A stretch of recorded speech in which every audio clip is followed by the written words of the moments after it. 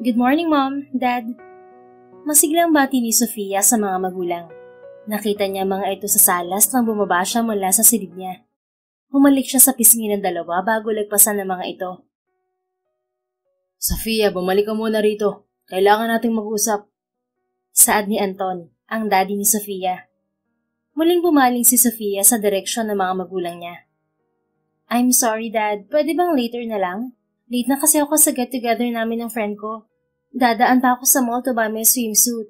I'm not yet decided what color to wear, so I need to go there right away. Later na lang tayo mag-usap, okay? Nagpapakit niyang pakiusap sa ama. Wala naman itong tinatanggihan sa mga gusto niya, kaya alam niyang papayag to. No, mag-uusap tayo ngayon din. Umupo ka rito. Sumunod ka muna sa daddy mo, Sofia.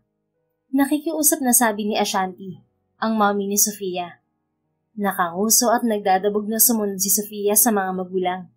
Pabagsak siyang umupo sa couch sa harapan ng mga ito. Make it fast, Dad. Magagalit ang mga friends ko kapag super late na ako. Nag-cross-leg siya at nagpakita ng kawalan ng interes sa gustong sabihin ng daddy niya. Simula bukas sisimulan mo ng trabaho sa isang branch ng bangko natin sa Parañaque. Pahayag ni Anton kay Sofia. What? Nalaki ang mga mata niya. No, Dad. Marami naman tayong empleyado sa bank. Ibigay niyo na lang sa kanila ang trabaho na yan. I'm super fine going to the salon, shopping, and jamming with my friends every day. I don't need to work. It's not appealing. Besides, we're super rich. I can buy and do everything I want without doing any job. My decision is final, Sofia. You will be working tomorrow. I said no. Hindi ako mag-work, Dad. Never in my dead body. Sofia, don't say that. Saway ni Ashanti sa kanya. Mom, pagsabihan mo si Daddy. Bakit kailangan ko pang mag-work kung mabubuhay naman akong hindi ginagawa yon? Para saan ang perang pinaghihirapan niyo kung gusto niyo rin magtrabaho ang kaisa-isa niyong anak? Hindi niyo ba kayang ibigay ang mga pangangailangan ko? Sana hindi niyo na lang ako isinilang kung hindi niyo kayang responsibilidad sa akin. Sofia, we're doing this for your own good. Ikaw ang magmamana sa mga negosyo natin kaya nararapat lang na pag-aralan mo yon. Hindi habang buhay ay kasama mo kami. Then hire someone to work for me. You can do it, right? Sofia? No, Mom. Don't make my life miserable. Putol niya sa sasabihin ng ina. 27 ka na, Sofia. Kailangan mo kumilos ayon sa edad mo. Simula ngayon, paghihirapan mo lahat ng bagay na gusto mong makuha. Ipapakat ko ang card mo at hindi kita bibigyan ng allowance. Banta naman ni Anton. Pero matigas ang ulo ni Sofia, kaya hindi ito nagpatinig sa banta ng ama. Do it, Dad. Kapag ginawa mo yon, lalayas ako sa bahay na to. At kailanman, hindi niyo na ako makikita pa. Nagmamataas na sigaw ni Sofia. Tinalikuran niya ang kanyang mga magulang at tumakbo patungo sa labas ng bahay. Kinuha niya ang kotse niya at umalis. Nagmaneho siya patungo sa mall at bumili ng swimsuit tulad ng una niyang plano. Hindi lang isang swimsuit ang binili niya dahil mabilis siyang magsawa sa isang kulay. Nagpapalit-palit pa rin siya ng swimsuit kahit isang araw lang ang swimming nila. Here's my card. Sabi ni Sofia sa cashier nang matapos siya sa pamimili. Ibinigay niya rito ang card niya na tinanggap naman ng babae.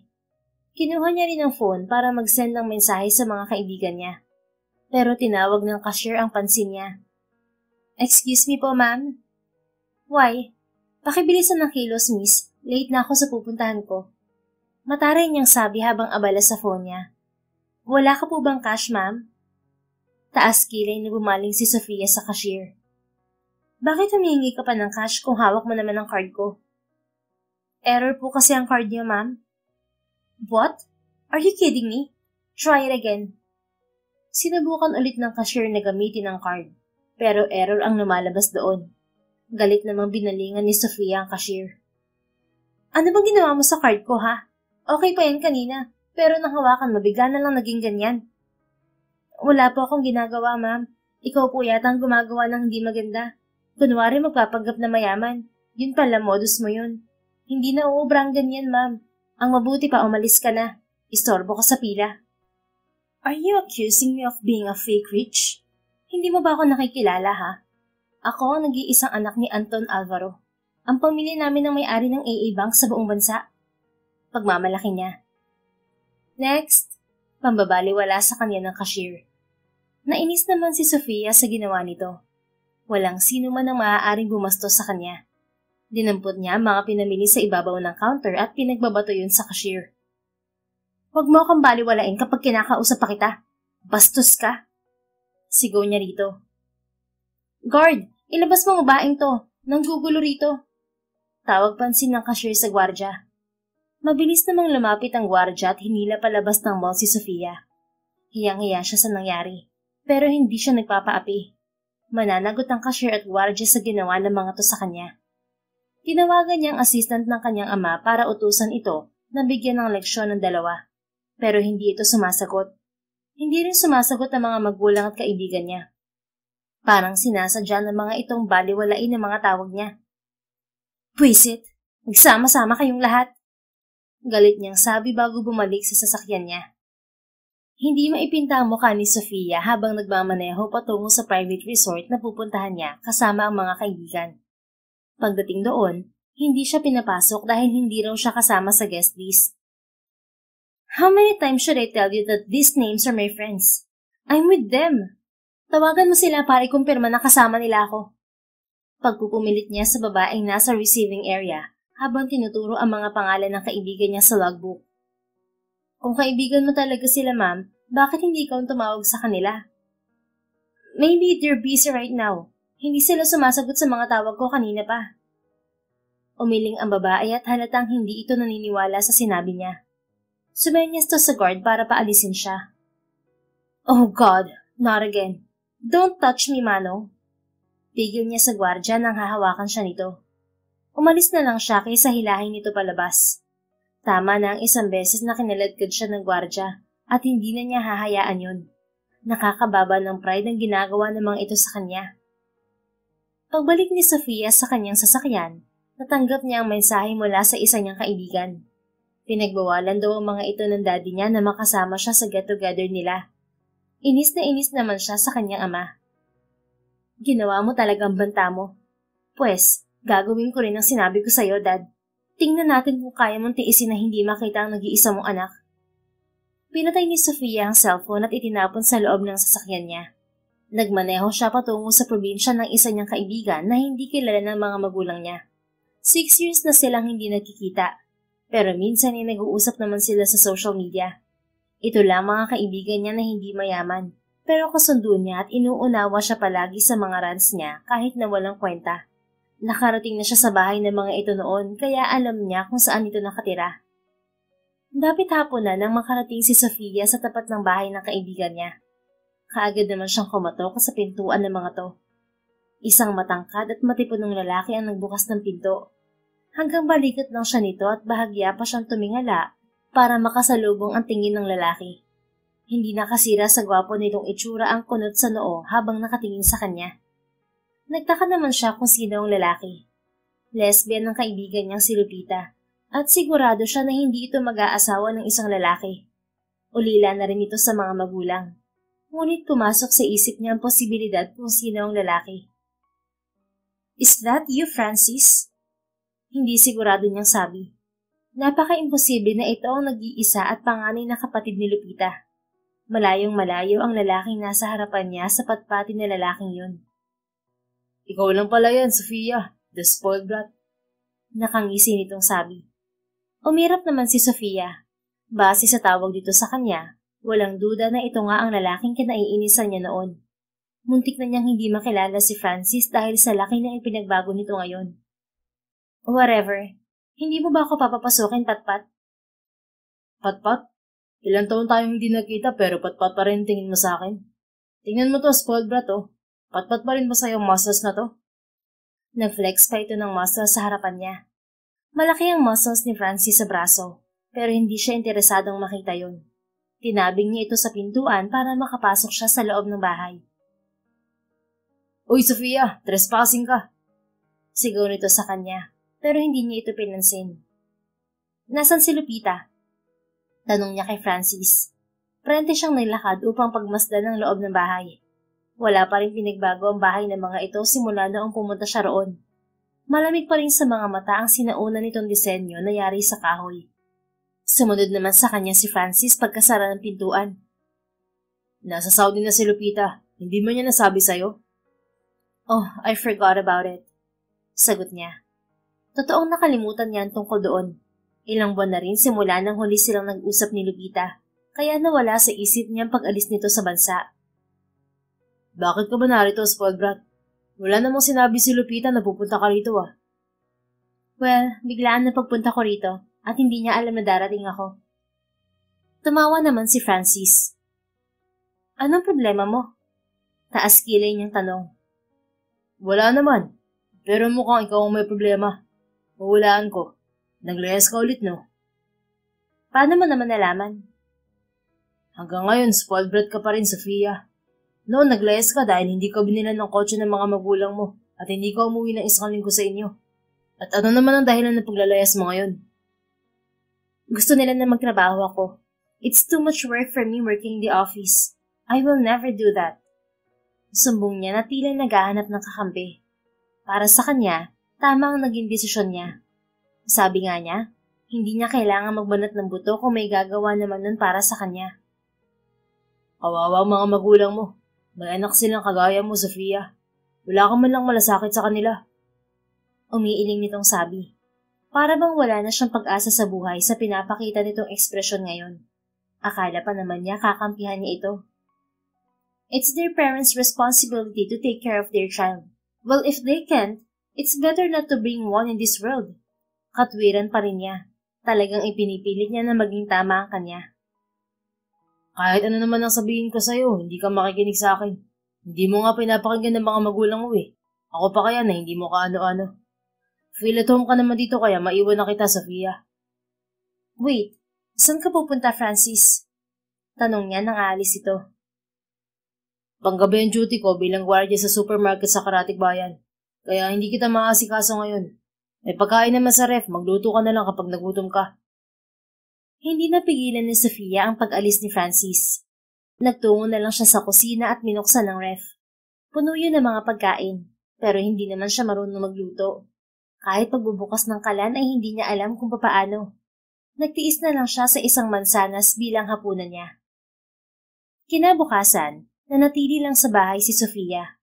Gustuhin man niyang umalis ay hindi niya magawa. Tanging puting roba ang suot niya nang hubarin niya ang damit na suot niya kahapon. Wala siyang dalang gamit dahil sa biglaan niyang pag-alis. Wala rin siyang cash at umaasa lang siya sa credit card niya na ipinagkait pa ng magaling niyang ama. Nakaupo lang siya sa salas hanggang bumalik si Francis mula sa trabaho. Lampas 15 oras din yon kaya inip na inip siya, pero tiniis niya. Mukhang pagod na pagod ng lalaki at hindi siya pinansin pagdating nito. Francis! Tawag pansin niya rito bago siya lumapit. Bakit? Walang buhay nitong tanong. Bakit ngayon ka lang?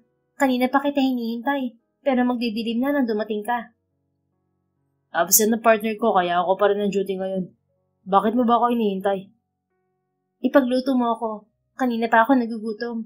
Prutas lang ang kinain ko dahil yun lang ang meron sa ref mo na hindi na kailangan lutuin. Ibili mo rin ako ng mga gamit. Hindi kasi ako nakapagdala nang umalis ako sa bahay namin. Utos niya rito. Ikaw na lang ang bumili ng gamit mo, Sofia. May kotse ka naman. Pwede ka rin kumain sa labas kung ayaw mo magluto. Mahinahon itong sagot. Wala akong damit, Francis. Hindi ako pwedeng lumabas na nakaroba lang. Wala rin akong pera dito. Pinakot ni Daddy ang card ko. Ibili mo muna ako at ipagluto. Or much better, umorder ka na lang ng pagkain sa Grab. Pagod ako, Sofia. Kailangan ko na magpahinga. May pakiusap nitong sabi. Nakikita ni Sofia na parang babagsak na ang mga mata ni Francis dahil sa antok. Pero binaliwala niya yon. Nainis pa rin siya kay Francis dahil hindi ito sumunod sa gusto niya. Nasanay siya na laging sumusunod ang sino man sa pinag-uutos niya. Kaya mabilis na pigtas ang pasensya niya. Kailangan ko ngayon ng mga gamit at pagkain, Francis. Bumili ka muna bago ka magpahinga. Inis niyang sabi. Malalim na bumuntong hininga si Francis. Bahagya pa nitong hinilot ang sentido bago nagsalita. Sofia, hindi ko kasalanan na lumayas ka sa inyo. Desisyon mo rin naman natili rito, kaya panindigan mo yun. Magtiis ka kung ano meron sa bahay na to. Kung wala rito ang kailangan mo, gumawa ka ng paraan. Magluto ka para hindi ka magutom. Maglaba ka kung wala ka maisuot na damit. Huwag mo akong obligahin sa mga pangangailangan mo. Hindi kita obligasyon. Inis nitong sagot bago siya talikuran. Tinamaan si Sofia sa mga sinabi ni Francis. Pero dahil spoiled siya, hindi niya yun pinansin. Hey, Francis! Ibili mo muna ako kahit damit lang.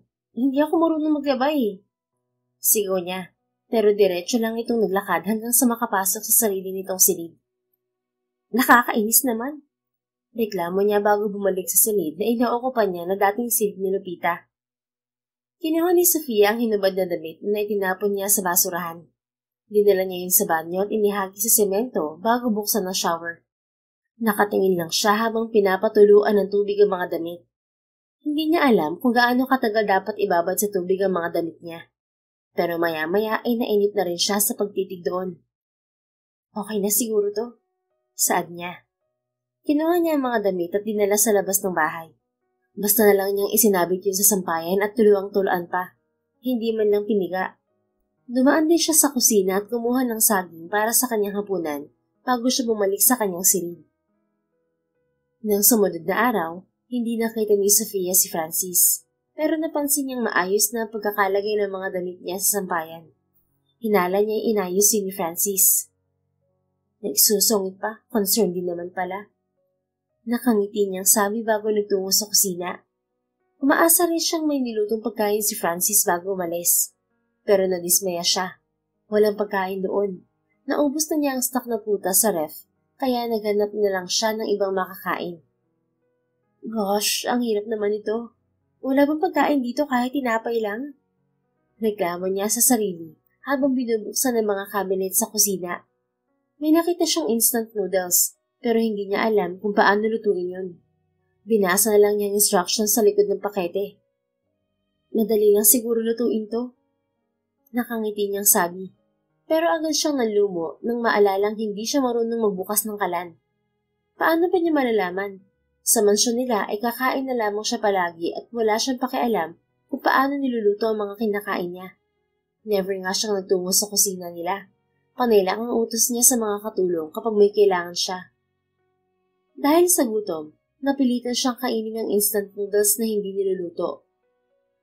Kinagabihan, kakaibang nararamdaman ni Sofia. Hindi naging magandang epekto ng hilaw na noodles sa kanya. Sumakit ang tiyan niya at hindi siya makatayo. Mommy, help! Umiiyak niyang sabi. Nakabaluktot lang siya sa ibabaw ng kama at hindi makakilos. Iyak siya ng iyak dahil walang tutulong sa kanya. Kung hindi siya naglayas, hindi niya mararamdaman yon dahil alam niyang hindi siya pababayaan ng mga magulang. Gusto niyang tawagan ng mommy niya pero hindi pa niya nakukuha ang phone simula nang itapon niya yun sa loob ng kotse. Wala rin si Francis at hindi niya alam kung saan dito pumunta. Nakatulugan na lang niya ang pag-iyak habang tinitiis ang sakit sa tiyan niya. Maliwanag na nang magising si Sofia. Bumalik sa ayos ang pakiramdam ng tiyan niya.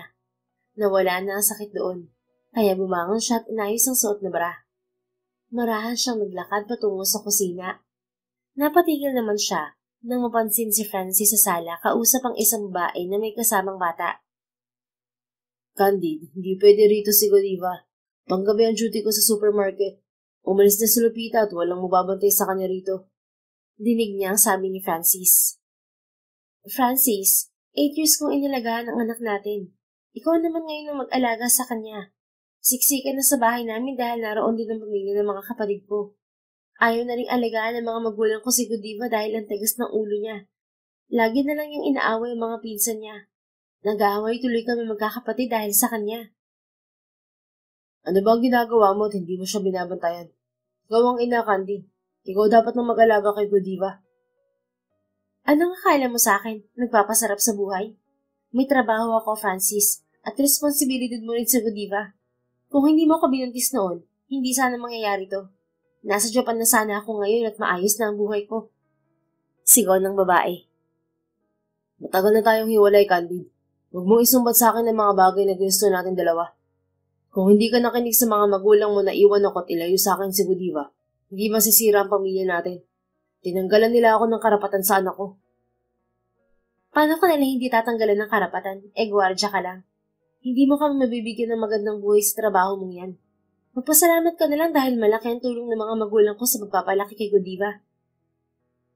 Huwag mong maliitin ang pagiging gwardya ko. Marangal ng trabaho ko. Nagawa kong pag-aralin ng bunso kong kapatid dahil sa pagiging gwardya ko. Sinusuportahan ko rin si Godiva habang nasa pangangalaga niyo. Sadyang mapagmataas lang ang mga magulang mo kahit pareho lang naman tayong mahihirap. Napatigil sa pagtatalo ang dalawa nang tumayo ang batang babae. Kung ayaw niyo sa akin, hindi ko kayo pipilitin. Bubuhay naman ako nang wala kayo pareho. Sabat ng bata na halata ang pagdaramdam. Sinukbit nito ang bag na pang-eskwela bago humarap sa babae. Pupunta ako sa school, Mama. Anong gagawin mo sa school? Sabado ngayon at walang pasok, Godiva. Singhal ng babae. Pero hindi man lang kumurap ang mga mata ng bata. Parang sanay na itong sigawan ng ina. Mas gusto ko sa school. Tahimik dun. Hindi ko pwede dun. Wala ngang pasok, di ba? Bakit pa ang kulit mo? Nakaramdam ng awa si Sofia para sa bata. Nasaksihan na daw kung paano mag-away ang mga magulang nito. Harap-harapan pa itong pinagtatabuyan ng dalawa. Hindi siya makapaniwala na may ganoong klase ng mga magulang. Palibhasa, lumaki siyang spoiled, kaya hindi niya naranasan yun. Maswerte siya sa mga magulang niya, pero hindi niya nakita ang halaga ng mommy at dad niya. Mas mahalaga sa kanya ang masunod ang layaw. Pero ngayon, nalaman niya kung gaano siya kapalad kumpara kay Godiva. Ako na lang ang mag-aalaga sa kanya. Tinakpan ni Sofia ang sariling bibig nang bumaling sa kanya ang tatlo. Huli na para bawiin niya ang sinabi, dahil nakikita niya ang pag-asa mula sa mga mata ng bata. Minsan talaga ay may mga desisyon siya na hindi mo na pinag-iisipang mabuti. Nabibigla na lang siya na nasabi na niya yun ang nagawa. Kaya pala ayaw mong tanggapin si Godiva dahil may kinakasama ka na, Francis. Singhal ni Can kay Francis. Excuse me, maling iniisip mo. Wala kaming relasyon ng asawa mo. Sagot naman ni Sofia at lumapit sa mga to. Hindi ko asawa si Francis, miss. Inanakan lang niya ako at ibabalik ko na sa kanyang batang nabuo sa pagkakamali namin noon. Sagot ni Candid sa kanya. Hindi pagkakamali si Godiva. Sansalan ni Francis sa babae. Kahit ano pang sabihin mo, ibabalik ko na sa iyo ang bata. Bahala ka na sa anak mo. Giit nito bago umalis na hindi man lang nagpapaalam sa anak. Hinawakan naman ni Sofia ang kamay ng bata. Nagtataka itong nakatingin sa kanya. Marahan siyang umiti sa bata at bumaling kay Francis. Kung ayaw niyo sa bata, ako na lang mag-aalaga sa kanya. Simula ngayon ako na ang mommy niya. Kumpiyansa niyang sabi. Umisi naman si Francis at umiling. Sofia, huwag kang padalos-dalos sa desisyon mo. Paano mo aalagaan ang anak ko kung hindi mo kayang alagaan ang sarili mo? Kahit paglalabangan ng sarili mong damit, hindi mo pa magawa ng maayos. Pagpapalaki pa kaya ng isang bata ang makaya mo? Nagpapatawa ka ba? Marunong na ako maglaba, Francis. Magagawa ko ring alagaan si Godiva. Tumayo si Francis at lumapit sa kanya. Hinawakan ito sa kabilang braso ang bata. Hindi ka marunong maglaba, Sofia. Ako naglalaman ng mga damit mong basta mo dahil iniiwan sa sampayan. Hindi mo nga sinasabon ng mga damit mo eh. Binabasa mo lang ng tubig. Bitiwan mo na ang anak ko. Ako nang bahala sa kanya. Labas ka sa issue namin. No! Tinapik niya kamay ni Francis. Niyakap niya si Godiva para hindi nito makuha sa kanya ang bata. Hindi mo makukuha ang anak ko. Anong anak mo ang pinagsasasabi mo? Sofia, hindi laruan ng anak ko. Huwag mong pahiranin ang pagka-spoiled mo ngayon. Hindi ka niyan matutulungan sa pabigla-bigla mong desisyon. Buo na ang desisyon ko, Francis. Ako ang magpapalaki kay Godiva. Matamang tumingin sa kanya si Francis bago nagpakawala ng malalim na hininga. Hindi ko pinapako sa yung responsibilidad ko kay Godiva. Pero pakibantayin muna siya habang nasa trabaho ako. Ngumiti naman si Sofia nang mahinigan ng pagpayag ni Francis na maging ina ni Godiva. Ako bahala sa kanya. Malakas ang kumpiyansa ni Sofia nang sabihin na yon. Pero nang umalis si Francis para pumasok sa trabaho, hindi niya alam kung paano aasikasuhin si Godiva. Spoiled siya sa mga magulang niya, kaya paano niya aalagaan ng isang bata? Tama si Francis, pabigla-bigla talaga siya ng desisyon. Pero kailangan niyang panindigan yun. Hindi pa ba tayo kakain ng hapunan? Tanong ni Godiva pagsapit ng gabi. Nahihiya namang tumingin si Sofia sa bata. Hindi ako marunong magluto eh. Matapat niyang sagot. Tahimik namang nagtungo sa kusina si Godiva. Sinundan niya ito at tiningnan kung ano ang gagawin ng bata. Binuksan nito ang ref at kumuha ng frozen na karne. Inilagay nito ang karne sa isang lalagyan bago nilagyan ng tubig. Pagkatapos, kinuha naman nito ang rice cooker at nagsaing. Sunod naman itong hinarap ang karne nang lumambot yun bago iprito. Masasabi niyang napaka-independent na bata ni Godiva. Dahil nagawa nitong magluto ng kanilang hapunan sa edad nito, marahil ay 6 o 7 taon. Wow, Godiva! You're amazing! Masaya niyang sabi sa bata at nag-thumbs up pa rito. Hindi siya makapaniwala na may kaharap siyang umuusok na kanin at mabangong ulam. Sobrang nakakahanga ang ginawa nito. Pritong karne lang yan. Kahit sino naman marunong magprito ng karne at magsaing. Baliwala nitong sabi. Nahiya naman si Sofia sa bata. Sa edad niya ngayon, wala pa siyang alam na kahit anong luto. Samantalang si Godiva, maraming alam kahit napakabata pa nito. Nagkakamali ka. Hindi lahat ay marunong ng mga ginawa mo. Like me, wala akong alam. I'm not bothered about it before, until I met an amazing kid like you. Nakakahiya na wala akong alam sa edad ko to. Samantalang ikaw, napakagaling mo. Nakakahanga ka, Godiva. I'm super proud of you. Nangilit ang luha sa mga mata ni Godiva, pero tumungo lang ito at nagpatuloy sa pagkain. Nag-aalala naman si Sofia kaya nilapitan niya ito. Why? May masakit ba sa'yo? Nasaktan ka ba habang nagluluto kanina? Nagulat si Sofia nang biglang yumakap sa kanya si Godiva. Ayos lang po ako. Masaya lang po ako na nagustuhan mo ang niluto ko. Sa bahay po kasi ni na Mama, sinasaktan pa nila ako kapag kulang ang sinaing. Ang unti-unti po kasi ng bigas nila tapos ang dami-dami namin. Minsan nga po, hindi ako kumakain dahil inuubusan nila ako ng pagkain. Pinapagalitan pa ako ni Mama kapag humihingi ako ng pagkain sa kanya. Pagsasumbong ni Godiva kay Sofia. Niyakap din niya ang bata at marahang hinaplos ang buhok nito. Huwag ka mag-alala, Godiva. Simula ngayon, ako na ang Mami Sofia mo. Aalagaan kita na parang prinsesa, tulad ng pag-aalaga sa akin ng Mami at Daddy ko. Salamat po, Mami Sofia. Sa pagdaan ng mga araw, naging mas malapit sa Sofia at Godiva sa isa't isa. Madalas namang wala si Francis dahil sa trabaho nito, kaya silang dalawang lagi na iiwan sa bahay. Marunong na rin siyang magsaing at magluto kahit pritong itlog at hotdog lang ang kaya niyang lutuin. Si Godiva ang naging mentor niya sa pagluluto, at maging sa paglalaba ay tinuruan din siya nito. Sofia! Bumaling ang dalaga sa likuran nang marinig ang boses ni Francis. Abala siya sa pagluluto ng agahan ni Godiva bago ito pumasok sa eskwela. Nakasanayan na niyang gawin yun para sa bata.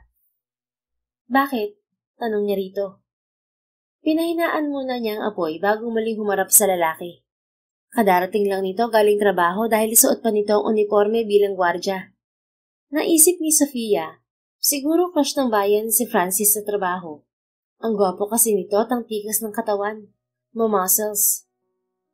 Pasensya na kung hindi ko agad na ibigay ito. Hindi ko rin alam kung anong sukat mo. Kung hindi kasya, sabihin mo lang sa akin at ibabalik ko sa store na binilhan ko. Kinuha ni Sofia ang binibigay ni Francis na paper bag. Sinilip niya ang laman niyon at nakita niya ang mga pares ng mga damit. Namula naman siya nang makita rin ang pares ng underwear sa mga binili nito. Nahiya siya dahil tugmayon sa sukat ng katawan niya. Salamat. Iwas tingin niyang sabi. Siya nga pala, pwede bang ibigay mo rin to kay Godiva? Muli nitong binigay ang isa pang paper bag sa kanya. Nagtataka naman siyang tumingin sa lalaki. Pwede namang ito na lang ang magbigay nun sa anak, pero idadaan pa sa kanya. Bakit hindi na lang ikaw magbigay sa kanya, Francis? Ikaw ang ama. Nahihiya kasi ako. Baka hindi niya magustuhan. Kumamot pa ito sa batok na parang may makatiron. Natawa naman si Sofia dahil sa cute nitong itsura. Hindi talaga may kakailan na mag-ama ito at si Godiva. Parehong-pareho ang mannerism ng dalawa kapag nahihiya. Nahihiya ka sa anak mo? Bakit naman? Nag-uusap naman kayong dalawa paminsan-minsan Sofia, matagal kaming hindi nagkita ni Godiva. Hindi ko alam kung anong iniisip ng anak ko. Baka galit siya sa akin dahil wala ako nung kailangan niya ako. Tapos, tumanggi pa ako nung dinala siya ng mama niya rito. Kung hindi dahil sa pabigla-bigla mong desisyon, baka hindi ko kasama ang anak ko ngayon. Matured na pag-iisip ng anak mo, Francis. Ang dami-dami nga niyang kayang gawin eh. Sigurado ako na mauunawaan ka niya. Ikaw na lang ang magbigay niyan sa kanya. Huwag ka na rin mag-iwan ng pera sa mesa para sa baon ni Godiva. Mas matutuwa siya kapag personal mo yung binibigay sa kanya. Binitiwan muna niyang hawak na paper bag sa ibabaw ng mesa bago muling harapin ang kanyang niluluto. Sofia. Napatigil sa pagsasalita si Francis nang marinig nila ang boses ng bata.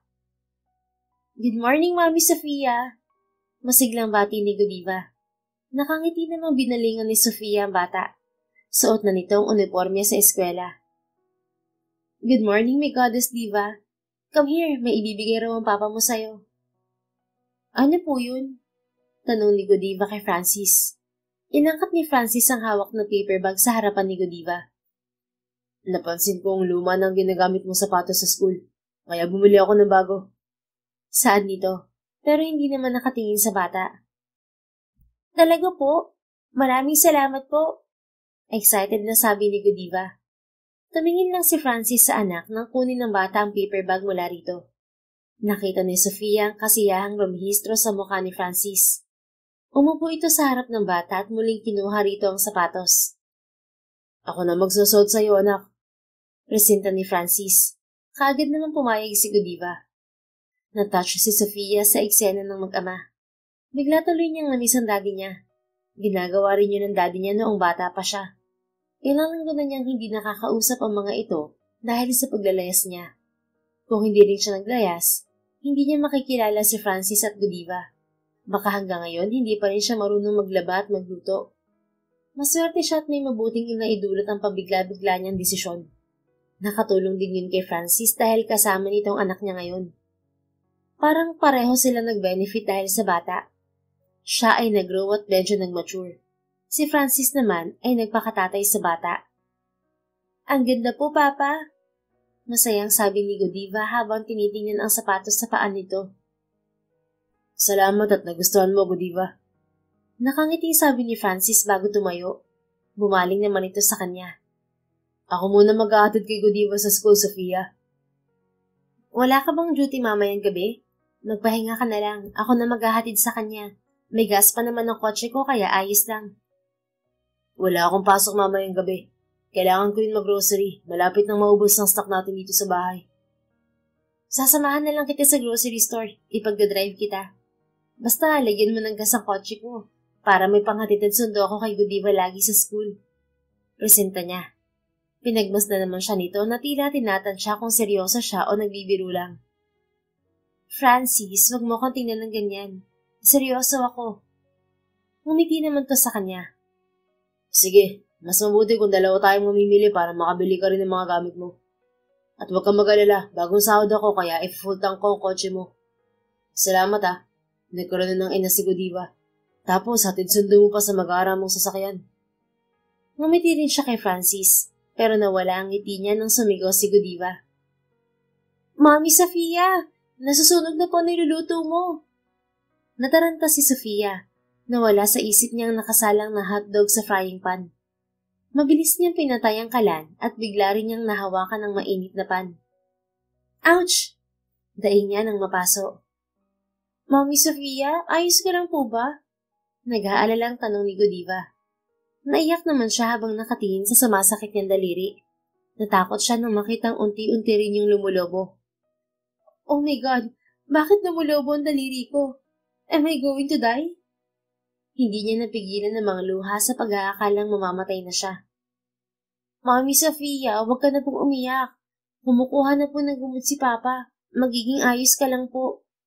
Paglalambing sa kanya ni Godiva. Yumaka pa ito sa baywang niya. Masyado siyang nag-focus sa napasong daliri at hindi niya namalayan ng pag-alis ni Francis sa tabi niya para kumuha ng gamot.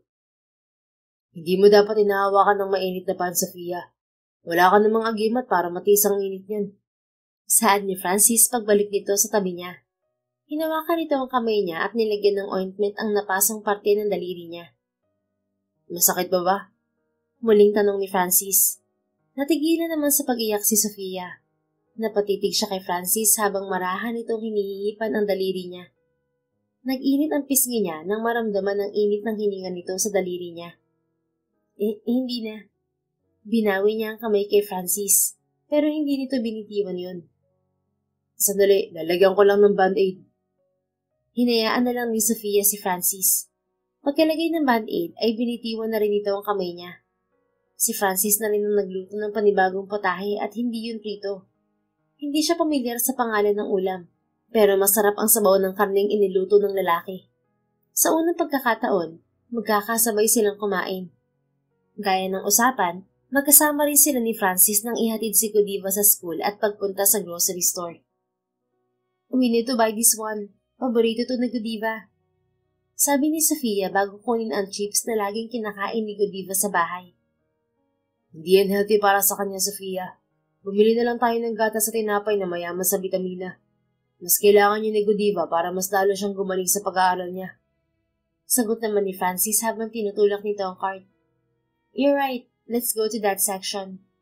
Sang-ayon niya bago ibalik ang chips sa estante. Himala, hindi ka nakipagtalo sa akin ngayon. Nagbago ka na ba, Sofia the spoiled brat? Noong una, na-offend si Sofia kapag tinatawag ng ganoon ni Francis. Pero ngayon ay natatawa na lang siya. Hindi na siya affected kapag sinasabihang spoiled brat. Sa tingin mo, nagbago na ako? Tanong niya rito.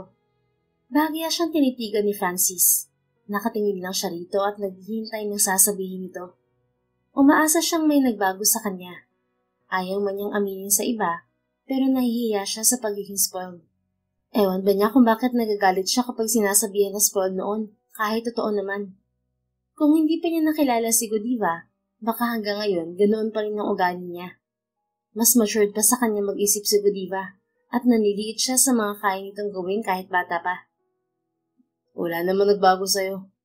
Sagot ni Francis bago umiwas ng tingin sa kanya. Tinulak ulit nito ang cart pero pinigilan niya. Sandali, Francis. Wala ba talaga nagbago sa akin?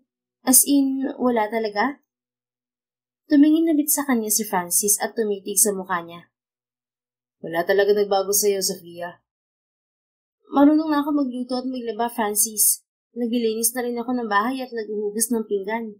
Hindi na rin ako nakikipagtalo kapag alam kong mali ako. Sa tingin ko, marami na nagbago sa akin. Bakit hindi mo yun nakikita? Sa mukha mo kasi ako tumitingin. Meaning? Naguguluhan niyang tanong. Matama na naman itong tumingin sa kanya. Para bang natutulala ito at napapatitig na lang sa mukha niya. Meaning walang nagbago sa itsura mo, Sofia. Maganda ka pa rin simula noon hanggang ngayon. Crush nga kita noon eh. Kung hindi ako umaasang mabubuo ulit ang pamilya ko noon, niligawan na sana kita. Loyal kasi ako sa pamilya, kahit hiwalay na kami ni Candy. Pero naisip ko, imposible na rin ang makagusto ka sa akin.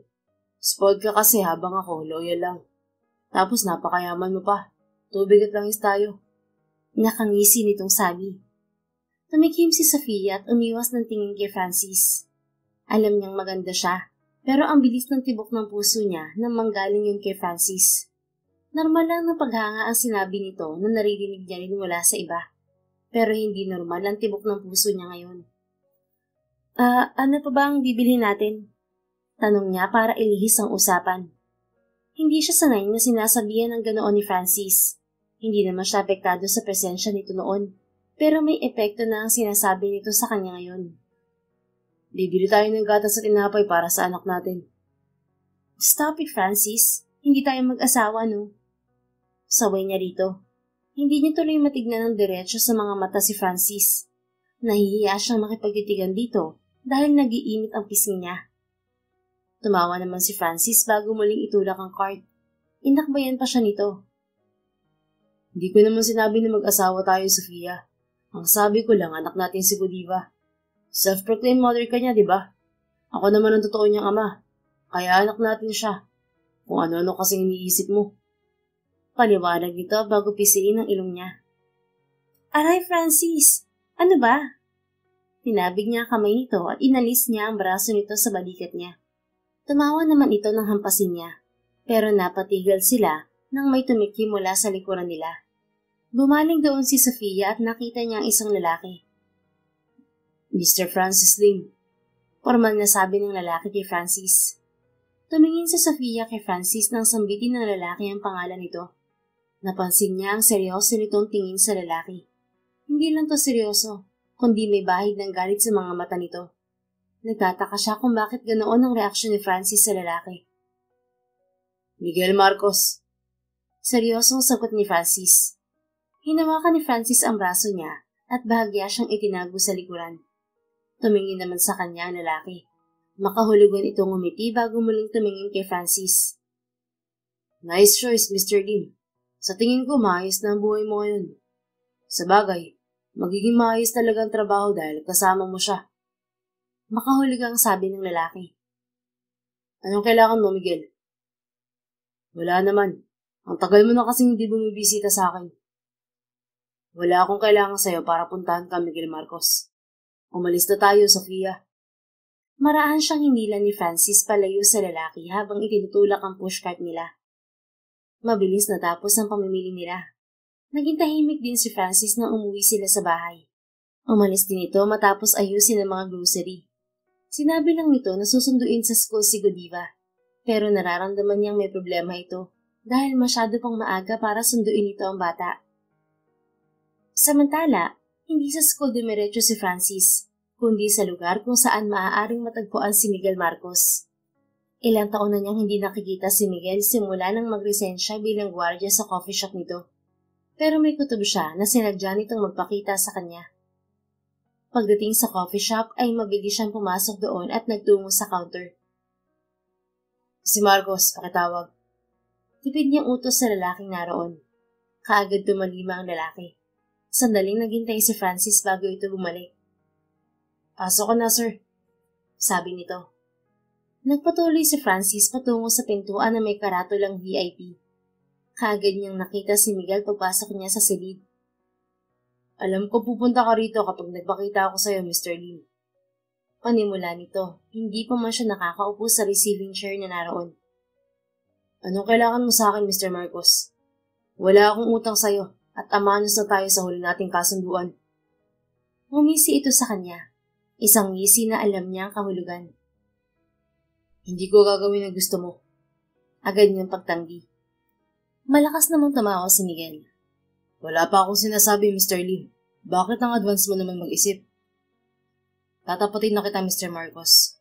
Hindi na ako magnanakaw ulit. Isang beses ko lang ginawa yun noon at nagbagong buhay na ako pagkatapos ko makuha ang party ko. Nangako ako sa'yo na hindi ako magsasalita sa mga pulis laban sa grupo mo. At tinupad ko ang pangakong yun. Tahimik na ang buhay ko, kaya sana wag mo na akong guluhin pa. Nawala ang ngiti ni Mr. Miguel at naging seryoso ito. Nauunawaan ko ang dahilan mo noon kaya lumapit ka sa akin, Mr. Lim. Gusto mo magkaroon ng maraming pera para sa pamilya mo. Pero iniwan ka naman ng asawa mo. Inilayo niya ang anak mo sa'yo. Tapos ngayon, isang bigating babae naman ang kasama mo. Alam mo ba kung gaano kayaman ang babaeng yun? May-ari sila ng AA Banks at ang bangkong yun ang next target namin. Muli itong ngumisi na hindi nagustuhan ni Francis. Alam ni Francis na mayaman ang pamilya ni Sofia. Nasabi niya ni Lupita sa kanya nang pansamantalang tumira sa kanila si Sofia noon. Hindi niya lang alam na bangko ang negosyo ng pamilya nito, kung hindi pa yung sinabi ni Miguel ngayon. Kung ano man ang plano mo, labas na ako ron, Mr. Marcos. Prente itong sumandan sa upuan at tumingin sa relong pambisig. Anong oras na ba? Malapit na pala ang uwian ng anak mo, Francis. Sa mga oras na to, nagbabantay na ron ng mga tauhan ko. Hindi lang yun. May nagbabantay rin pala sa bahay mo kung nasa ng bigating babae. Pwede ko siyang gamitin para sa plano ko. Mas mabilis ako magkakapera kung ransom man ang hihingin ko sa magulang niya. Hindi na rin ako lugi sa babaeng yun dahil maganda siya. Alam mo bang ilang araw na rin namin siyang minamanmanan mula nang mabalitaan ko na naglayas siya at sa inyo siya natagpuan ng mga tauhan ko. What a coincidence. Naikuyom ni Francis ang dalawang palad. Malakas niyang hinampas ang mesang nasa harapan ni Miguel. Hindi naman natinag ang lalaki at ngumisi lang ito sa kanya. Gustong-gusto na niyang burahin ang ngisi sa mukha nito. Pero nag-aalala siya sa mangyayari sa anak niya at kay Sofia. Huwag mo silang idamay, Miguel. Nagbabanta niyang sabi. Pasensya na, Francis. Kailangan ko silang gamitin para sumunod ka sa gusto ko. Kasalanan mo rin to. Kung hindi ka nagpakitang gilas nang pasukin natin ang isang bangko sa bayan, hindi sana kita babalikan. Magaling ka at may isang salita. Nangihinayang ako na pakawalan ng isang tulad mo. Hindi mo ako katulad, Miguel. Tigilan mo ng pamilya ko. Hindi pinansin ni Miguel ang sinabi niya. Tila wala itong narinig. Bibigyan kita ng 3 araw para mag-isip, Francis. Kung hindi ka babalik, mapapahamak ang anak mo at ang babaeng sa bahay mo. Siniba ni Francis ang mesa nito dahil sa galit. Tumawa lang si Miguel bago niya ito talikuran. Alam mo kung saan ako pupuntahan. 3 araw lang ang palugit ko sa'yo. Huwag kang magkakamali na magsumbong sa mga polis dahil ikakapahamak yun ng mga taong mahal mo. Pahabol nitong sabi bago siya lumabas ng opisina nito. Umalis si Francis sa coffee shop ni Miguel at nagtungo sa paaralan ni Godiva gamit ang kanyang motorsiklo. Napatunayan niyang hindi nagbibiro si Miguel nang makita niyang ilan sa mga tauhan nito sa labas ng paaralan. Naghintay siya roon at pasimpleng pinagmamasdan ng kilos ng mga ito hanggang sa lumabas si Godiva. Papa, nasaan po si Mami Sofia? Tanong nito sa kanya. Nasa bahay, anak. Naghihintay siya sa pag-uwi mo. Halika na, baka nainip na mami mo. Sagot niya bago isuot ang helmet dito. Pinaandar niya agad ang motor pagkasakay ni Godiva sa likuran niya. Pagkarating sa bahay ay napansin din ni Francis ang sasakyan na nakahimpil hindi kalayuan sa bahay niya. Alam niya mga tauhan ni Miguel ang sakay ng sasakyan. Nagpanggap siyang walang nakita at pumasok sa loob ng bahay. Sinalubong naman ni Sofia si Godiva at dumiretso siya sa silid para magpalit ng damit. Pasimple rin siyang sumilip sa bintana at tiningnan ang mga tauhan ni Miguel. Nakahinga siya ng maluwag nang wala na ang mga ito sa paligid. Francis? Narinig niyang tawag ni Sofia sa labas ng silid niya. Lumapit siya sa pintuan at pinagbuksan to ng pinto. Ngumiti ito sa kanya habang suot ang apron. Alam niyang nagluluto na naman ito. Simula nang matuto itong magbukas ng kalan at magprito, lagi na itong nasa kusina. Bakit? Malumanay niyang tanong. Itatanong ko lang kung anong gusto mong ulam. Pritong hotdog o pritong itlog? Magluluto kasi ako ng hapunan natin. Ngumiti si Francis nang makita ang excitement sa mga mata ni Sofia. Gustong-gusto talaga nitong ipagluto sila ni Godiva. Misis na misis ang dating nito na nagbibigay ng kompletong pakiramdam sa kanya na buo ang kanyang pamilya. Ngunit alam niyang hindi magtatagal si Sofia sa bahay niya. Hiram lang ang pagiging ilaw ng tahanan nito sa bahay niya at sa buhay nila ni Godiva. Maaaring bukas o sa makalawa ay biglang sumulpot ang mga magulang nito at kunin to sa kanya. Ako na lang ang magluluto. Balik na tayo sa kusina. Paanyaya niya kay Sofia bago isara ang pinto ng silid niya. Okay ka lang ba? Napansin ko kasi na bad mood ka kanina nang makita natin ng lalaki sa grocery store. Threatened ka ba sa kanya? Mas gwapo ka naman dun. Alam ni Francis na gusto lang pagaanin ni Sofia ang loob niya, pero hindi niya napigilan ang ngiti sa sinabi nito. Salamat, Sofia, pero hindi yun ang dahilan ng pagka-bad mood ko kanina. Anong dahilan yun? Pwede mo bang sabihin sa akin? Mamaya ko na lang sasabihin pagkatapos natin kumain. Magluto muna tayo, baka nagugutom ng anak natin. Inakbayan niya si Sofia patungo sa kusina. Hindi naman ito umalma at hinayaan lang siya. Nagluto si Francis tulad ng sinabi niya kay Sofia. Pinapanood naman ito ang mga ginagawa niya at paminsan-minsan ay nagtatanong rin to. Sinasagot naman niya ang mga tanong nito para matutunan nitong gawin ng ibang putahe maliban sa prito. Pagkatapos magluto, sabay-sabay silang kumain tatlo. Tinulungan din nilang gumawa ng assignment si Godiva pagkatapos kumain. Nang matulog ang bata, naiwan sila ni Sofia sa salas. Sasabihin mo na ba sa akin ang dahilan ng pagka-bad mood mo kanina, Francis? Nagdalawang isip naman si Francis kung sasabihin niya kay Sofia ang ginawa niyang masama noon para sa pamilya niya. Sabihin mo na baka matulungan kita. Mangungumbinsi ni Sofia sa kanya. Huminga ng malalim si Francis at nagpa siyang sabihin na lang kay Sofia ang nakaraan niya. Baka sakaling matulungan siya nitong solusyonan ang banta ni Miguel sa kanya. Nagnakaw ako noon sa isang bangko kasama ang grupo ni Miguel. Yung lalaki kanina sa grocery store. Tumigil sa pagsasalita si Francis para makita ang reaksyon ni Sofia. Wala siyang nakita na panghuhusga sa itsura nito. Tanging curiosity lang ang nakikita niya sa ekspresyon nito habang naghihintay sa susunod niyang sasabihin. Isa ako at si Miguel sa nakatakas nang dumating ang mga pulis. Humiwalay ako sa grupo pagkatapos ko makuha ang parte ko. Pagpapatuloy niya. Bakit mo nagawang magnakaw, Francis? Masama yun. Napayo ko si Francis. Nakatingin lang siya sa magkasaligop niyang mga kamay bago sagutin ang tanong ni Sofia. Nagnakaw ako para sa pamilya ko, Sofia. Kahit nakipag-iwalay sa akin si Candide, gusto ko pa rin silang bawiin sa mga magulang niya. Mahal ko ang pamilya ko, at gusto kong buo kami habang lumalaki si Godiva. Pero hindi ko nagawa yun. Humihingi ng 1 milyon ng mga magulang ni Candide sa akin, maliban sa sustentong binibigay ko para sa anak ko. Hindi ako magkakaroon ng ganung kalaking pera sa trabaho ko bilang gwardya. Wala naman akong laban sa kanila dahil kumakampi si Candide sa mga magulang niya. Napilitan ako lumapit kay Miguel na boss ko noon para humiram ng pera.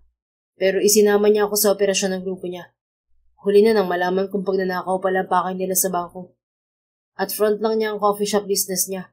Pagnanakaw talagang totoong pinagkakakitaan ni Miguel ng malaki. That was so sad, Francis. Then what happened? Bakit hindi mo pa rin kasama ang pamilya mo pagkatapos ng ginawa mo? Bakit ngayon mo lang nakasama si Godiva? Nakonsensya ako sa ginawa ko. Iniwan ko rin sa simbahan ng perang nakuha ko sa pagnanakaw nang magawa kong tumakas sa mga pulis. Alam kong hindi mabubura ang ginawa kong kasalanan. At ngayon ay binabalikan pa rin ako ng nakaraan. Gusto ni Miguel na sumama ulit ako sa grupo niya para magnakaw. At tinatarget niya ang isa sa bangkong pag-aari ng pamilya mo. What?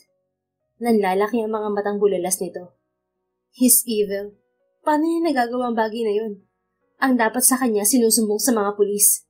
Nararapat lang sa kanyang makulong, Francis. Nanggigigil na sabi ni Sofia. Inangat naman ni Francis ang paningin sa dalaga. Kailangan mo nang bumalik sa inyo, Sofia. Bakit? May ginawa bang lalaking yun para itaboy mo ako pabalik sa amin? Hindi kita tinataboy, Sofia. Mas makabubuti sa'yo kung aalis ka na rito. Baka mapahama ka dahil kay Miguel. Nakamasid ang mga tauhan niya sa paligid. Anumang oras, pwede silang kumilos kapag natunugan nila na nagsumbong tayo sa polis. Bumadha ang takot sa mga mata ni Sofia. May gagawin ba sa akin si Miguel? Lumipat ng upuan si Francis sa tabi ni Sofia. Hinawakan niya ang dalawa nitong kamay. Relax, Sofia. Hindi ko hahayaan na may gawin si Miguel sa inyo ni Godiva. Nanginid ang mga luha nito. Sasama ka ba ulit sa kanila, Francis? Gagawa ka ba ulit ng masama para sa kaligtasan namin ni Godiva? Hindi agad nakasagot si Francis. Wala naman siyang ibang pagpipilian kundi ang sumunod sa kagustuhan ni Miguel. Francis, inalis ni Sofia ang kamay sa hawak niya, at ito ang humawak sa kanya. Mahigpit nitong hinawakan ng kamay niya habang matatag na nakatingin sa mga mata niya. Nakikita niya ang determinasyon sa mga mata ni Sofia, tulad ng sabihin nito na aalagaan si Godiva. Sumama ka sa akin pag uwi ko, Francis. Kakausapin ko sina mommy at daddy na ampunin ka. Kapag daladala mo ng apelido namin, mahihirapan ng sino man na banggain ka. Hindi ka na kayang takutin ng mga taong tulad ni Miguel. Muli nitong sabi. Sandaling pinagmasdan ni Francis si Sofia. Natawa na lang siya nang makita kung gaano ito kaseryoso sa sinabi. Francis, huwag kang tumawa. Seryoso ako. Naiinis nitong saway sa kanya. Bahagyang tumigil si Francis sa pagtawa, pero hindi pa rin nawawala ang ngiti sa labi niya. Alam kong seryoso ka, Sofia. Bakit tinatawanan mo lang ako? Seryoso talaga ako na ipapaampun kita sa mga magulang ko, Francis. Sofia, hindi ko gustong ibigay mo sa akin ang apelido ng pamilya mo. Mas gusto kong ibigay ang apelido ko sa'yo. Matayin niya si Sofia, kaya agad nitong naunawaan ang gusto niyang iparating. Seryoso ka? Gulat nitong tanong. Maniniwala ka ba kapag sinabi kong seryoso ako? Tinitigan siya ni Sofia. Nakikita niyang nabigla ito sa sinabi niya, pero agad itong umiwas ng tingin bago tumayo. Samahan mo ako sa kotse ko. May kukunin lang ako. Sabi nito bago siya hilahin palabas ng bahay. Anong kukunin mo rito? Tanong niya pagkarating nila sa kotse ni Sofia. May hinahanap ito sa loob ng sasakyan habang siya'y nakatayo sa tabi ng pintuan. Cellphone ko. Hinagis ko yun dito Pero hindi ko naisip na kunin ulit mula nang dumating ako rito. Wait, nakita ko na. Kinuha nito ang cellphone sa ilalim ng backseat. Lumabas din agad ito ng sasakyan nang makuha yon. Bumalik ulit sila sa loob ng bahay habang binubuksan ni Sofia ang cellphone nito. Oh my God, napakaraming messages and missed calls. Bulalas ni Sofia nang marinig ang sunod-sunod na notification message pagbukas ng phone nito. Muli silang nagtungo sa salas habang hinihintay niyang matapos si Sofia sa pag-check ng mga natanggap na mensahe. Nababaliw talaga sila nung nawala ako. Ang dami-daming messages at missed calls mula sa mga kaibigan at parents ko. Samantalang binabaliwala nila mga tawag ko doon. Komento ni Sofia habang nakatingin sa cellphone. Normal lang na gawin nila yun sa'yo. Ang tigas kasi ng ulo mo. Pero kapag nakita ka nila ngayon, siguradong mamahalin ka nila. Tulad mo? Oo, tulad ko. Mabilis niyang sagot sa dalaga. Mahal mo ako, Francis? Bahagyang natigilan si Francis at bumaling ng tingin kay Sofia. Nakangiti ito habang naghihintay ng sagot niya. Napailing naman siya at napangiti na lang nang makorner nito. Kanina, nagpaparinig lang siya. Pero ngayon, nagawa na niyang magtapat. Wala bang magagalit kung mamahalin kita, Sofia? Baka kasi may boyfriend ka at magalit siya sa akin. Ayoko maging dahilan ng hiwalayan yung dalawa. Pinapahalagahan ko ang isang relasyon dahil ako mismo gusto ng matibay at tapat na pagsasama mula sa taong mahal ko. Alam kong hindi tayo bagay dahil mayaman ka at mahirap lang ako. Pero gusto ko pa rin malaman mo na gusto kita at mahal kita. Matapat niyang sabi.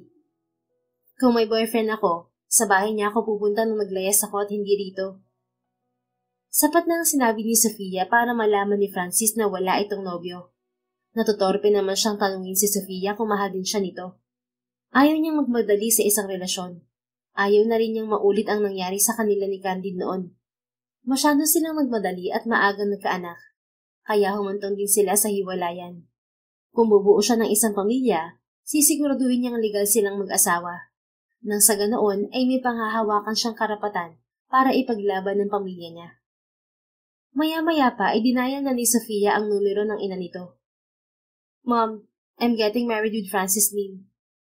Nagulat si Francis nang marinig ang sinabi ni Sofia sa kabilang linya.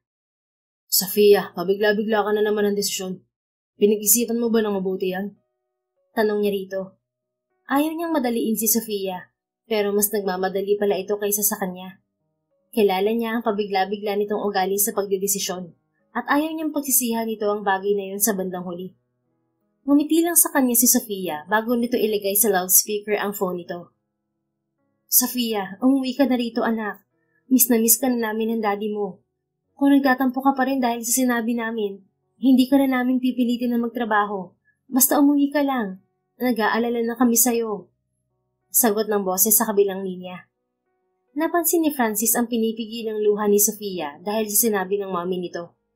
Hindi may kakaila ang pagkamis din nito sa mga magulang. Marahan niya itong hinaplo sa likuran. Humilig naman ito sa balikat niya kaya tuluyan niyang iniyakap ang isang braso sa katawan nito. I'm sorry mom, ngayon ko lang po naisip na tama po kayo. Mahirap ang walang alam at naranasan ko po yun na umalis ako. Pagbalik ko po, susundin ko na mga sasabihin niyo ni daddy. Mag-work na po ako at aaralin ng paghawak sa negosyo natin. I love you mommy. Mahal na mahal ko po kayo ni daddy. Mahal ka rin namin ng daddy mo, Sofia. Ikaw ang nag-iisang prinsesa namin at lagi kaming nakaagapay sa mga desisyon mo sa buhay. Kaya umuwi ka na, okay? Malambing nitong sabi. Opo, mommy. Thank you po. You're welcome, baby. Sandali, may sasabihin daw ang daddy mo, anak. Bahagyang nawala ang boses sa kabilang linya hanggang sa marinig nila ang boses ng ama ni Sofia. Isama mo pagbalik dito ang lalaking tinutukoy mo, Sofia. Gusto ko siyang makilala. Pinagpawisan naman si Francis nang marinig yun mula sa ama ni Sofia. Kailangan niyang paghandaan ng kanilang pagkikita para ma-impress ito at hindi sila magkaroon ng problema. Kung hindi sila mag-click ni Sofia hanggang huli, mas gusto pa rin niyang maayos ang relasyon nila ng mga magulang nito. Yes, Dad. May gusto rin po akong sabihin sa'yo, Dad. May lalaking nagbabantang nakawan ng bangko natin. Pwede mo ba siyang bigyan ng nararapat na leksyon? Sino ang lalaking tinutukoy mo, Sofia? Miguel Marcos po ang pangalan niya. Ako na ang bahala sa lalaking yun. Mas mahalaga ngayon ay dalhin mo rito ang lalaking gusto mong pakasalan. Maliwanag ba? Yes, Dad. Thank you, and see you soon. Paalam ni Sofia sa ama bago nito putulin ang tawag. Sofia. Marahan niyang tawag sa dalaga nang matapos itong makipag-usap sa mga magulang. Yes? Alam ko may ugali kang pabigla-bigla, pero seryoso ka pa talaga sa desisyon mo. Hindi pa ako nagsisimulang manligaw sa'yo pero kasalagad ang gusto mong mangyari. Umayos ng upo si Sofia. Humalukip-kip ito sa harapan niya habang nakataas ang isang kilay. Nataranta naman siya nang makita ang spoiled brat nitong itsura. Ayaw mo ba? Mataray nitong tanong. Hindi naman sa ganun, pero ayokong pagsisihan mo to sa bandang huli. Hindi naging successful ang una kong relasyon. Iniwan ako ng babaeng akala ko ay makakasama ko na habang buhay. Nawalan ako ng tiwala sa mga babae hanggang sa dumating ka sa buhay ko. Nangarap ulit akong bumuo ng isang pamilya at ayokong mabigo ang pangarap na yun sa ikalawang pagkakataon. Mahal mo pa ba si Candid, Francis? Magiging tapat ako sa iyo, Sofia. Naglaho ng pagmamahal ko kay Candid nang ilayo niya sa akin ang anak ko at nang hamakin niya ang uri ng trabaho ko. Good. Tipid nitong sagot bago maling sumandal sa balikat niya. Seryoso ka ba na gusto mo akong pakasalan? Magiging tapat ako sa iyo, Sofia. Pabor sa akin ang desisyon mo. Ikaw lang ang iniisip ko. Baka nabibigla ka lang. Francis, hindi na naging maganda mga karanasan ko sa isang relasyon. Noong una akala ko siya na, pero hindi pala. I'll be honest with you that I gave up my virginity to my first boyfriend. But he's not serious in our relationship. He was just after my body. I was naive and young before. But after what happened, I learned to play with boys. My nature became wild and I want everything to fall under my control. Nagawa ko lahat dahil sa suporta ng mga magulang ko.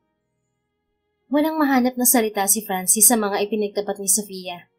Hindi dahil wala siyang pakialam sa pinagdaanan nito, kundi dahil mas gusto niyang hindi na lang magbigay ng komento at respetuhin to. Hindi na wala ang respeto niya rito kahit nalaman niyang hindi na ito birhen. Hindi naman yun ang mahalaga sa pagbuo ng pamilya.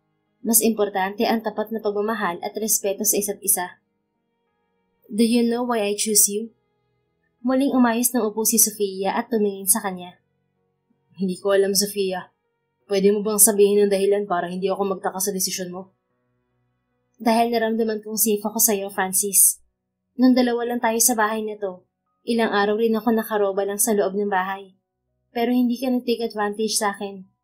Alam ko sa sarili ko na maganda ako at may kaakit-akit na katawan. Pero hindi ko nakita na humagod ang tingin mo sa katawan ko. Minsan tumikitig ka sa mukha ko, pero hindi naman nagtatagal at iiwas ka rin ng tingin. Kakaiba ka sa mga lalaking nakilala ko. Lumalapit lang sa akin ng ibang lalaki dahil sa dalawang dahilan. Sa status ko sa buhay at sa aking katawan. Ngayon ko lang napatunayan na hindi lahat ng lalaki ay pare-pareho. Hindi ko to iniisip noon, pero gusto ko ngayon ng tahimik at payapang buhay at naramdaman ko yun sa piling mo. Please accept my proposal, Francis. I want to marry you and become Godiva's real mother. Ngumiti si Francis at niyakap si Sofia. I do, Sofia. Let's get married. Sang-ayon niya. May agam-agam pa rin sa puso ni Francis na baka hindi totoong sinasabi ni Sofia at baka dala lang yun ang pabigla-bigla nitong desisyon. Gayunpaman, hindi maitago ang kasiyahan niya. Masaya siya dahil mabubuo na rin ang pinapangarap niyang pamilya kasama si Sofia at Godiva. At pinagdarasal niya na sana wala rin siyang maging problema sa magulang nito. Kahit na wala siyang maipagmamalaking kayamanan sa mga ito kundi tapat na pagmamahal kay Sofia. Kinabukasan, walang sinayang na oras sina Sofia at Francis kasama si Godiva. Kaagad silang nagbiyahe pabalik sa Maynila para makilala si Francis ng mga magulang ni Sofia. Sinamantala nila ang pagkakataon na wala ang mga tauhan ni Miguel sa paligid. Mommy Sofia, mababait po ba ang parents mo? Tanong ng Godiva habang nasa biyahe sila. Nakaupo ito sa kanlungan niya habang nasa front seat sila. Si Francis naman ang nagmamaneho ng sasakyan niya dahil hindi nila pwedeng dalhin ang motorsiklo nito. Of course, mababait sila at yak na magugustuhan ka nila. Talaga po? Hindi sila namamalo at nangungurot gaya ni na lolo at lola sa bahay ni mama? Ngumiti si Sofia at marahang hinaplos ang mukha ni Godiva. Of course not. Hindi ka nila sasaktan, anak. Kumain muna tayo ng lunch bago magpatuloy sa biyahe. Suwestyon naman ni Francis. Itinigil nito ang sasakyan sa tapat ng isang restaurant.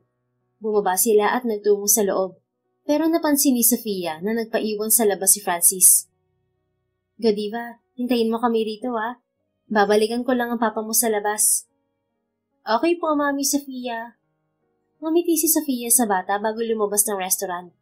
Pinuntahan niya si Francis na lumapit sa isang sasakyan. Kinakatong nito ang bintana ng kotse. Francis, anong ginagawa mo riyan? Bumaling sa kanya si Francis. Napansin niya ang pagkataranta sa mukha nito. Sofia, pumasok ka sa loob ng restaurant. Bilis! Utos nito. Magtatanong pa sana si Sofia, pero biglang binuksan ng tao sa loob ng kotse ang pinto ng sasakyan. Sinadya nitong tamaan si Francis kaya natumba ito sa semento. Hindi mo ako matatakasan, Mr. Lim. Miguel. Gulat niyang sabi nang makita ang lalaki. Bumaling sa kanya si Miguel. Lalapit sana ito sa kanya, pero mabilis na tumayo si Francis. Hindi na nito si Miguel at sinuntok. Hindi naman nagpatalo si Miguel at nakipagsuntukan kay Francis. Mabilis naman tinawag ni Sofia ang gwardiya ng restaurant nang makitang pagtutulungan ng mga kasama ni Miguel si Francis. Tumawag na rin siya ng mga pulis para masiguro na hindi makakawala ang grupo ni Miguel. Kaagad namang rumisponde ang mga pulis at dinakip ang mga ito. Okay ka lang ba? Nag-aalala niyang tanong kay Francis nang makitang may sugat ito sa gilid ng labi. Ayos lang ako, Sofia. Kailangan kong sumundin sa presinto para magsampa ng reklamo sa grupo ni Miguel. No, wag na. Tatawagan ko na lang ang assistant ni Daddy. Patuturuan ko ng leksyon ng Miguel na yon. Ginasgasan niya ang gwapong mukha ng future husband ko. Nararapat lang sa kanya na makulong habang buhay. Inis niyang sabi. Ngumiti naman si Francis at niyakap siya. Nakakatakot palang future misis ko. I'm an heiress. I should be feared of. Sagot na lang niya. Kailangan ko na bang palitan ng endearment ko sa'yo? Maraan siyang lumayo kay Francis at nagtatakang tumingin dito. May endearment ka sa akin? Hindi mo alam? Sofia the spoiled brat, yun ang endearment ko sa'yo. Humungso naman si Sofia. Akala niya napakaganda ng endearment nito sa kanya. Pero yun lang pala ang tinutukoy nito. At kailan pa naging endearment yun? Akala niya ay pang-aasar lang yun ni Francis sa kanya. Endearment na yun para sa'yo? Akala ko ginagawa mo lang yun para asarin ako. Kasama na rin ang pang-aasar doon. Pero yun talagang endearment ko sa'yo. Oh, okay. So, anong endearment ang ipapalit mo? Interesado niyang tanong. Baka mas maganda at nakakakilig ang ipapalit nitong endearment sa kanya. Sofia the heiress. Proud nitong sabi. Nawala ang excitement ni Sofia sa sinabi ni Francis. Parang gusto niya itong batukan dahil sa walang kwenta nitong endearment. Akala pa naman niya makakaisip ito ng nakakakilig na endearment. Pero nagkamali siya. Loyal lang ito pero hindi magaling sa ganoong bagay. Kumain na lang tayo, Francis. Naghihintay si Godiva sa loob. Tatawagan ko pa ang assistant ni Daddy. Halika na. Yaya niya rito. Sumunod sa kanya si Francis patungo sa loob ng restaurant. Kausap naman niya ang assistant ng Daddy niya sa kabilang linya. Nangako ito sa kanya na gagawin ang gusto niyang mangyari laban sa grupo ni Miguel. Hindi mo ba nagustuhan ng endearment ko sa'yo? Tanong ni Francis pagkatapos niya makipag-usap sa assistant ng Daddy niya. Tigilan mo ako sa endearment mo, Francis. Hindi nakakakilig. Sige, misis na lang ang itatawag ko sa'yo. Baliwala nitong sabi bago umalakbay sa kanya. Napangiti naman si Sofia. Mas maganda yung pakinggan kaysa sa endearment nitong parang pamagat sa pelikula. Pagkatapos kumain, nagpatuloy sa biyahe ang tatlo. Agad silang sinalubong ng mommy at daddy ni Sofia pagdating nila sa bahay ng mga to. Hindi naman mapakali si Francis dahil sa kaba habang kaharap ang daddy ni Sofia. Solo nila ang living room dahil nasa kusina si Sofia kasama ang mommy nito at si Godiva. Hindi ka ba magsasalita? Seryosong tanong ni Anton sa kanya. Bigla namang napatayo si Francis at yumuko sa harap ng daddy ni Sofia. Good afternoon, sir. Ako po si Francis Lim. Ulila sa mga magulang at may nag-iisang kapatid na babae. 8 years na po ako sa trabaho bilang security guard. May anak na rin po ako mula sa hindi pinaghanda ang relasyon. Wala po akong may pagmamalaking kabuhayan o ari-arian. Pero nangangako po ako na aalagaan at mamahalin ko ang anak niyo. Maupo ka, Francis. Mabilis naman siyang umupo. Natatakot siya na baka ma-offend niya ito kapag hindi siya sumunod. Gaano katagal mo nang kilala si Sofia? Muling tanong ni Anton. Pakiramdam ni Francis ay para siyang ginigisa sa sariling mantika. Pagtagal ng pag-uusap nila, mas lalo siyang kinakabahan. Hindi naman siya nagbaba ng tingin kahit nai-intimidate siya sa presensya ng daddy ni Sofia. Gusto niyang ipakita na seryoso siya sa anak nito. 6 years na po. Nakilala ko siya nung pumunta siya sa bahay namin 6 years ago. Naglayas daw po kasi siya noon. Kung ganoon, ikaw si Patpat? Po. Gulat niyang tanong nang marinig mula rito ang pangalan na inimbento ni Sofia para sa kanya. Nang bumalik si Sofia rito, sinabi niya tungkol sa lalaking mukhang stick na lagi nangaasar sa kanya. Kaya umuwi agad siya pagkatapos maglayas. Naiinis daw siya sa lalaking yun at hindi niya masikmura na magkasama sila sa isang bahay. Ikaw ba yun? Nahihiya naman siyang kumamot sa bataw kahit hindi makatiyon. Opo, ako po yun. Sorry po, dala lang po yun ng kakulitan. Pag-amin niya. Salamat Francis, dahil sa'yo hindi nagtagal sa paglalaya si Sofia noon. Salamat din dahil ikaw ang kasama niya ngayon. Nagulat lang ako dahil hindi ka naman mukhang stick tulad ng sinasabi ni Sofia noon. Ngumiti si Anton kay Francis. Nakahinga naman ng maluwag si Francis dahil sa ngiting yun. Salamat sir. Nagkaroon lang po ako ng konting muscles paglipas ng mga taon. Mahilig po kasi ako sa kaning lamig tapos nakatayo lang po ako lagi sa trabaho. Kaya tumaba ako ng konti. May gusto lang akong itanong sa'yo, Francis. Bumalik ang kaba sa dibdib ni Francis nang mawala ang ngiti ng daddy ni Sofia. Bumalik na naman ito sa nakakatakot na itsura. Nag-iisa kong anak si Sofia. Nagkapagmana siya ng kabuhayan at mga ari-arian namin.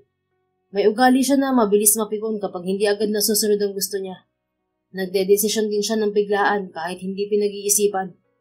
Masasabi kong isa sa biglaan niyang desisyon na yung pagpapakasal ninyo. Paano kung magbagong isip niya sa huli at nagdesisyon si Sofia na iwan ka? Anong gagawin mo? Nasaktan si Francis sa senaryong mauulit na naman ang una niyang pagkabigo kahit hindi pa yun nangyayari. Ngunit sa ugali ni Sofia, may posibilidad pa rin yun. Hindi ko po siya iiwan, sir. Seryoso at matapang niyang sagot.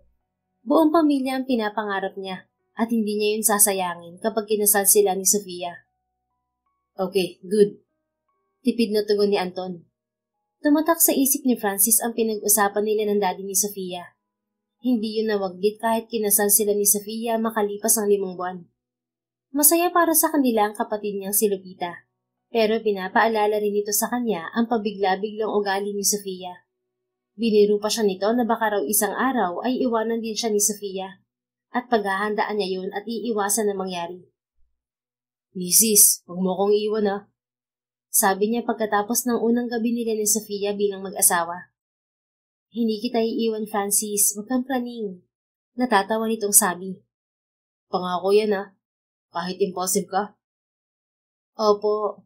Nagbago na ako, di ba? Alam ko. Nililinaw ko lang.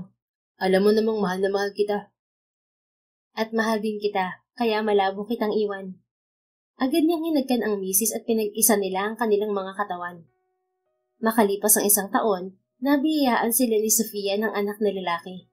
Nag-resign na si Francis bilang security guard at kasama siya ni Sofia sa pamamahala ng negosyo ng pamilya nito.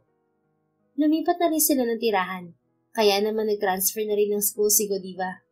Wala na rin manggugulo sa kanila dahil binalita ng assistant ng daddy ni Sofia na nahuli na ang mga lalaking nagtangka sa kanila. Mrs., huwag mo akong iwan ha. Mahal na mahal ko kayo ng mga anak natin. Saad ni Francis habang hawak ang una nilang baby ni Sofia. Tumawa naman si Sofia. Bakit mo ba laging iniisip na iiwan kita? May anak na tayo, Francis. Alisin mo na yan sa isip mo. Mahal din kita. At paulit-ulit ko pa rin isasagot sa'yo na hindi ko kayo iiwan ng mga anak natin. Wala lang. Baka kasi magsawa ka na sa akin at magdesisyon na iwanan ako. Hindi ako papayag na iwan mo, Mrs. Hindi mangyayari yun, mister. Ang kulit mo talaga. Nakangiti nitong sabi bago siya halikan sa labi. Saan ka pupunta, asawa ko? Tanong agad niya nang aalis si Sofia. Huwag kang praning, Francis. Pupunta lang ako sa CR at hindi kita iiwan kailanman. Bahala ka magsawa sa mukha ko. Tumatawa nitong sabi. Yan naman ang hindi mangyayari, asawa ko. Kahit tumanda na tayo, hindi ako magsasawa sa mukha mo. Ikaw yata ang Miss Universe ng buhay ko. At ikaw naman ang Mr. Universe ng buhay ko, mister. I love you. Sabay nilang sambit. Ngumiti naman si Francis at pinaghele ang baby nila ni Sofia. Kahit paulit-ulit niyang sinasabi kay Sofia na huwag siyang iiwan, hindi naman ito naiinis. Parang nagugustuhan pa ni Sofia na paulit-ulit yung marinig mula sa kanya. Dahil ramdam daw nito kung gaano niya kamahal ang kanilang pamilya. Paglipas ng mga taon, naging panatag na rin si Francis at unti-unting nawala sa isip niya ang posibilidad na iwan siya ni Sofia. Mahalaga ang pagtitiwala sa mag-asawa, kaya yun ang pinanghawakan niya. May tiwala siya na magkasama silang tatanda ng babaeng mahal niya. The End. Kung nagustuhan mo ang istoryang ito, please don't forget to like, comment, and share it with your friends. Your support really makes a difference. Thank you and see you sa ating next story. Keep safe and be blessed.